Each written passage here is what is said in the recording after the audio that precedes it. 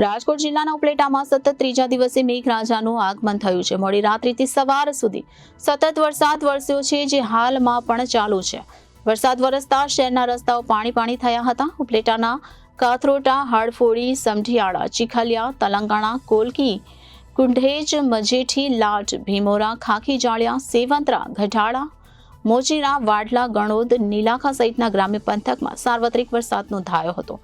ખેડૂતોએ વાવેતર કરેલ કપાસ, એરંડા, મગફળી, સોયાબીન જેવા પાકોને પણ ફાયદો થશે। આ વરસાદને લઈને ખેડૂતોમાં ખુશીની લહેર જોવા મળી હતી। વાતાવરણમાં ઠંડક પ્રસરતા બફારામાંથી પણ લોકોને રાહત મળી છે। ત્યાં રાજકોટ જિલ્લાના ઉપલેટા તાલુકાના લાઠ ગામમાં પણ ધોધમાર વરસાદ વરસ્યો હતો।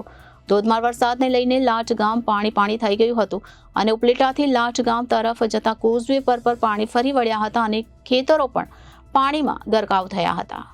સૌરાષ્ટ્રમાં ઠેર ઠેર જોરદાર મેઘસવારી આવી પહોંચી હતી। ત્યારે માણાવદર પંથકમાં પણ મેઘખાંગા થયા હતા। માણાવદરના ખડિયા, જીંજરી, થાનિયાળ, ચુડવા વગેરે ગામોમાં વરસાદ પડ્યો હતો અને અનેક ગામોમાં પાણી પણ થયા હતા અને ઉપલેટાના ગ્રામ્ય વિસ્તારમાં પણ મેઘસવારી આવી પહોંચી હતી। ત્યારે ઉપલેટામાં પણ ભારે વરસાદ પડ્યો હતો। ખંભાળિયામાં પણ વરસાદ પડ્યો હતો, જેને પગલે માર્ગો પર નદીઓ વહી હતી।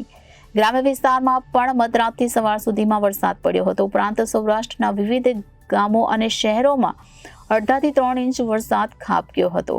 ભારે વરસાદને પગલે અનેક ડેમોમાં નવા નીર પણ આવ્યા છે, ઓવરફ્લો થયા હતા, નદી પણ બે કાંઠે વહેતી હતી।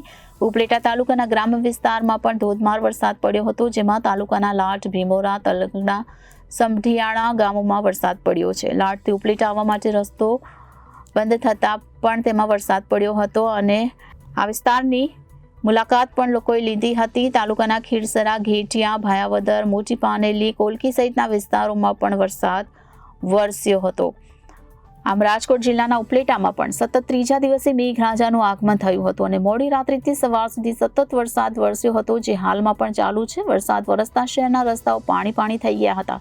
ત્યાં ઉપલેટાના કાથરોટા, હાડફોડી, સમઢિયાળા, ચીખલિયા, તલંગાણા, કોલકી, કુંઢેજ, મજેઠી, લાટ, ભીમોરા, ખાખી જાળિયા, સેવંતરા, ગઢાળા, મોજીરા, વાડલા, ગણોદ, નીલાખા સહિતના ગ્રામ્ય પંથકમાં સાર્વત્રિક વરસાદ નોંધાયો હતો। તો ખેડૂતોએ વાવેતર કરેલ કપાસ, એરંડા, મગફળી, સોયાબીન જેવા પાકોને પણ આ વરસાદથી ફાયદો થશે અને વરસાદને લઈને ખેડૂતોમાં ખુશીની લહેર પણ પ્રસરી ગઈ છે। વાતાવરણમાં ઠંડક પ્રસરતા બફારામાંથી પણ લોકોને રાહત મળી છે।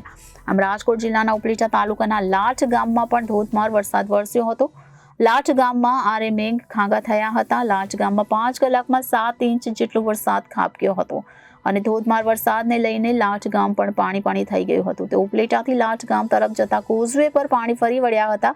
ખેતરો પણ પાણીમાં ગરકાવ થઈ ગયા હતા। પૃથ્વીરાજસિંહ ચુડાસમા, લાઠ સરપંચ। રાત્રે 12 વાગ્યાથી અવિરત વરસાદ ચાલુ થયેલ છે, જેમાં સવારે 7 વાગ્યા સુધીમાં 8 ઇંચ જેટલો વરસાદ વરસી ગયો છે અને હાલમાં અવિરત વરસાદ ચાલુ છે। ગામની ફરતે જોઈએ તો જળબંબાકાર જેવી પરિસ્થિતિ સર્જાણી છે, તેમજ અમારા લાઠ ગામે વાહન વ્યવહાર પણ બંધ છે, જેમાં અહીંયા જ વહેલી સવારથી લઈ વિદ્યાર્થીઓ તેમજ મુસાફરો લગભગ 30 થી 40 જેટલા લાઠ ગામે રોકાયેલા છે, તેમજ એસટી બસ પણ રોકાયેલી છે, અન્ય પ્રાઇવેટ વાહનો પણ રોકાયેલા છે। એટલે બહારથી જે વાડી વિસ્તારમાં મજૂરો છે તે પણ અત્યારે વાડી વિસ્તારમાં જ રોકાયેલા છે અને તેમને પણ સેફ જગ્યાએ રાખેલા છે। એટલે આવી રીતે જળબંબાકાર જેવી પરિસ્થિતિ છે, વાહન વ્યવહાર બંધ છે અને આ આવનારા સમયમાં પણ ઘણી વખત અમે સરકારશ્રીમાં રજૂઆતો કરેલી છે।